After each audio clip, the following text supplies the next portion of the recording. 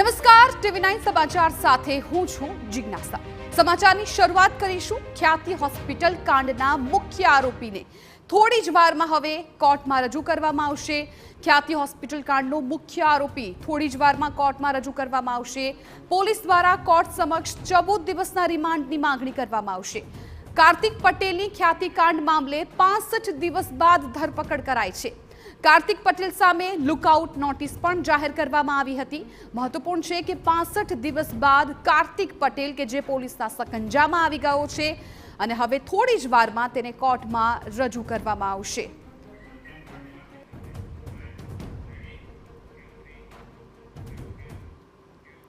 અમારા સંવાદદાતા સચિન પાટીલ આ મામલે વધુ જાણકારી આપવા માટે અમારી સાથે લાઈવ જોડાઈ ગયા છે। સચિન, આખરે 65 દિવસ બાદ કાર્તિક પટેલ ઝડપાઈ ગયો છે, ધરપકડ કરી લેવાઈ છે અને આજે થોડી જ વારમાં હવે કોર્ટમાં રજૂ કરવામાં આવશે।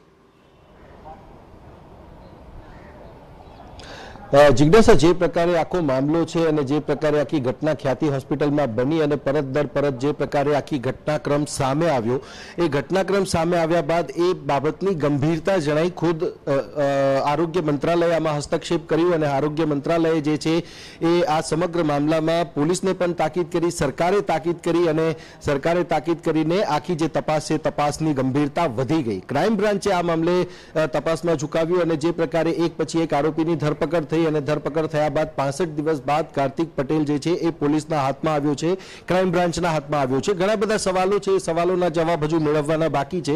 સ્વાભાવિક રીતે કોર્ટમાં આજે એનું પ્રોડક્શન છે અને કાર્તિક પટેલને કોર્ટમાં રજૂ કરશે એટલે 14 દિવસના રિમાન્ડની માંગણી પણ કરવામાં આવશે।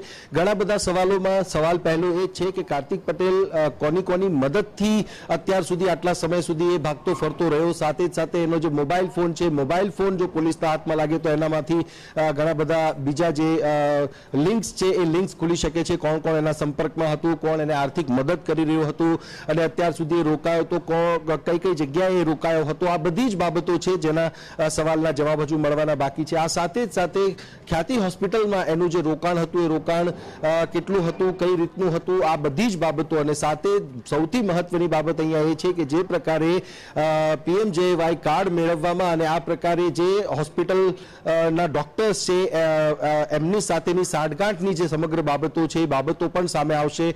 જે કેમ્પ એમના દ્વારા કરવામાં આવ્યા હતા, સમગ્ર જે બાબતો છે બાબતો હવે સામે ખુલશે અને એ ઇન્વેસ્ટિગેશન છે એ ઇન્વેસ્ટિગેશન આગળ શરૂ પણ થશે, પરંતુ એના માટે પોલીસને કસ્ટડીની જરૂર છે, એ પ્રકારના મુદ્દાઓ જે છે કોર્ટ સમક્ષ મૂકવામાં આવશે અને કોર્ટ જે છે આ સમગ્ર બાબતો જેમાં ડિફેન્સ તરફથી પણ જે મુદ્દાઓ છે મુદ્દાઓ મૂકવામાં આવશે અને જે પ્રોસિક્યુશન છે એના તરફથી પણ આ મુદ્દાઓ મૂકવામાં આવશે અને ત્યારબાદ કોર્ટ પોતાનો નિર્ણય લેશે। પરંતુ આ જે સમગ્ર મામલો છે, મામલામાં જે પ્રકારનો ઘટનાક્રમ સામે આવ્યો, એક પ્રકારે લોકોની જિંદગી સાથે ખિલવાડ કરતો હોવાની આખી જે ઘટના છે ઘટના સામે આવી હતી અને એ પણ ફક્ત અને ફક્ત રૂપિયા બનાવવા માટે નહીં, પણ સરકારી રૂપિયા જે કહી શકાય આપણે કે જે યોજના સરકાર દ્વારા શરૂ કરવામાં આવી છે એને પોતાના કિસ્સામાં ભરવા માટેનો આ એક જે ષડયંત્ર હતું એ ષડયંત્રનો પર્દાફાશ થયો છે। પછી પણ PMJY યોજના સાથે સંકળાયેલા લોકોની પણ ધરપકડ કરવામાં આવી છે। ત્યારે આખીને આખી જે ઘટના છે એ ઘટનાને કઈ રીતે અંજામ આપવામાં આવ્યો હતો, શું રોલ હતો, કોનો શું રોલ હતો,